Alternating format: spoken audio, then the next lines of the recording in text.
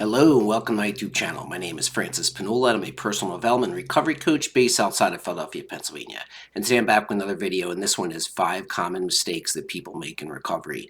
And this comes from my experience working with different clients and seeing some of the common themes and common missteps or mistakes that people make and how they could potentially lead to a lapse or relapse. And one of the unfortunate realities of working with clients in recovery is that we notice these things and pick up on them before the client does. And since they are operating from their own experience, whereas we have the benefit of having this outside experience of helping many different clients through their recovery process, that we can recognize some of these mistakes and begin to address them with the client before it becomes a problem in their recovery. All right, so let's get started. So first, same places, same faces. And you've probably heard the phrase, new places, new faces, that people, places, and things that you want to change in your life to lead a different lifestyle, to be, doing different kinds of activities to help you get away from your previous behaviors that may have led you towards substances, right? So I put, also down the bottom, you can't do the same old stuff and expect different results. So if you continue hanging out the same places, hanging out with the same people, doing the same things, and you think that, one aspect of this is going to change, it's a very difficult process, or not to say it can't be done, right? But if you're hanging out with people that use or people that drink and you're not trying not to use or drink, you're just putting on hard mode. You're just making it way more difficult for yourself if you're going around the same places and doing the same things and trying to do something different. Whereas on a Friday or Saturday night, instead of at the bar, you're, exercising, doing something fun, doing some activity, going and seeing something cool, even going to a movie, whatever it is, just name it for yourself, as opposed to the same previous behaviors and same people that you're doing it with. You're more likely to get a different result, right? So there's, the world's your oyster. There's so many different things that you can do, people you can hang out with, groups that you can join, that you can find alternatives to your previous lifestyle.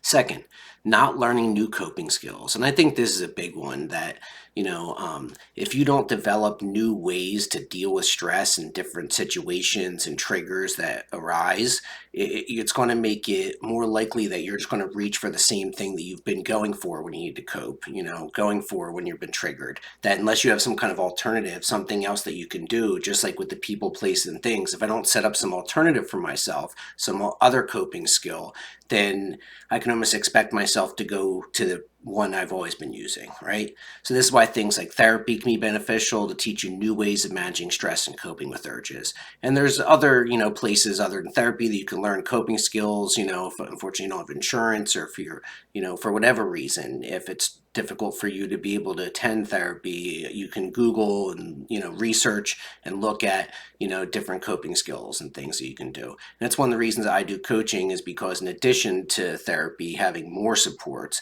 as well as because of different medical insurance reasons, different things like that, there needs to be alternatives, places that people go to learn these coping skills, learn what do I do when I'm going through this, when I want to celebrate, when all these different things arise, what do I put in their place? And having strategies, having plans for when these things come up, so that way you're not just, shooting in the dark, or just, fishing, looking for something to put in its place, right? That we're going to think about these things ahead of time.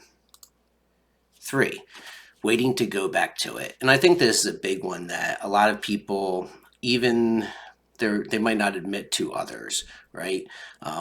Even if they are admitting it to themselves, but they think that, recovery is just, I'm going to stop doing this substance or this behavior until X, Y, and Z, until, work is settled and I'm in a good position financially and all these things are taken care of, and then I can go back to it. Then I can add it back in. That's just not how it works.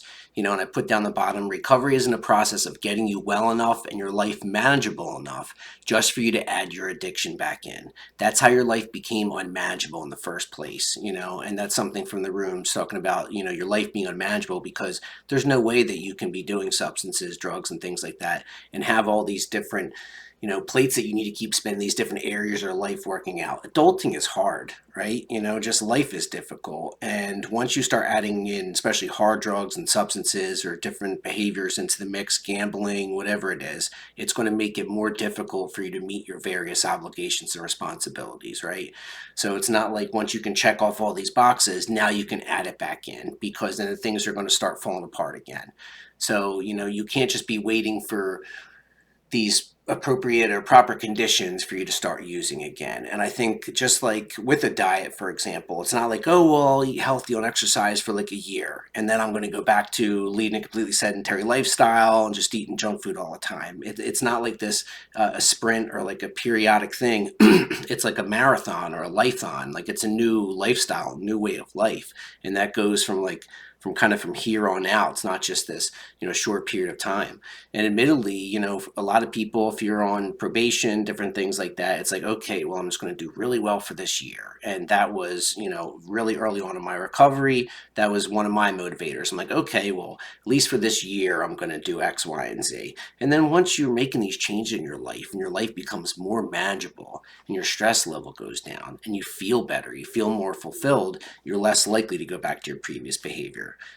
But early on, especially for a lot of people, they're just kind of biding their time and waiting until they can just go back to it. And that can be super detrimental. It's just like holding out that hope that I'm going to be able to go back to using my drug of choice. And I think once you can kind of make peace with that, accept it, and just let it go, that part of your life is gone, that you're heading in this new direction now, I think that the easier it'll be for you to just jump into recovery with both feet, to really put yourself into your recovery as to having one foot in and one foot out.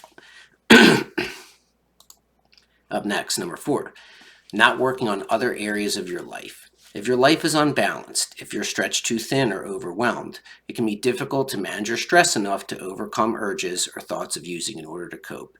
So what I'm saying here is that basically if your stress level gets too high because your life is unbalanced, that you have so many different things going on, suppose like you're not using, but like I said, life is difficult sometimes, that, we have all these different obligations and things that we're doing in our life to just fit it all in a 24-hour day, that if you start, suppose you're volunteering and you're giving back and somebody's sponsoring and then they're working and they're trying to be healthy and take care of their children, all these things that, as their just overall stress just goes up, physical, mental stress, it can be difficult, to manage that. And sometimes people will feel, that's when they're more triggered to, have to have urges or to want to cope in some way, shape, or form.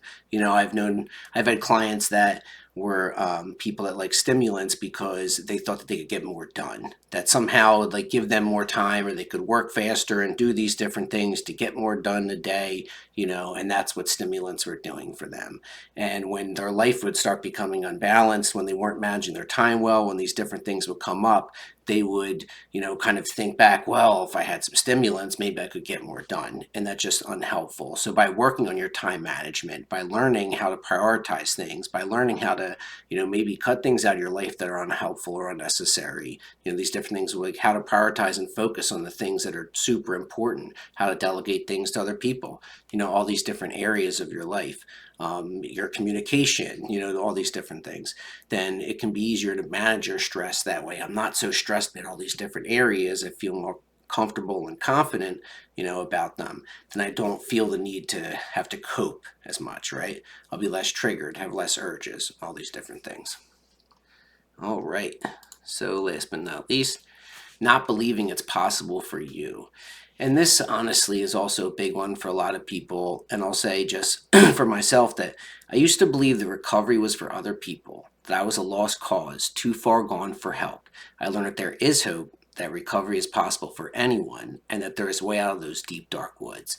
And I truly, I spent a lot of my life, even from a teenager into adulthood, just in and out of recovery and the rooms and different things. And I just always felt recovery was for other people, that I must just be too broken, too damaged. I was just involved with it for so long. It's just been, drugs have just been a part of my life, literally from birth, and that it was just not possible for me. And once I began to truly, buy into it and realize, no, I can change, I'm capable of change, build my self efficacy and my belief in myself, then once I could change, I'm like, oh my God, if I can do it, then like anybody can do it. And that's part of the message is no matter who you are, no matter how long you've been doing it. And I've had clients that I had a client once who he was an older gentleman and he had said, he had been doing drugs for decades and decades, since he was a teenager. And he said, I've been doing this for this many years, there's no way I'm stopping doing it now. I just can't see that ever happening.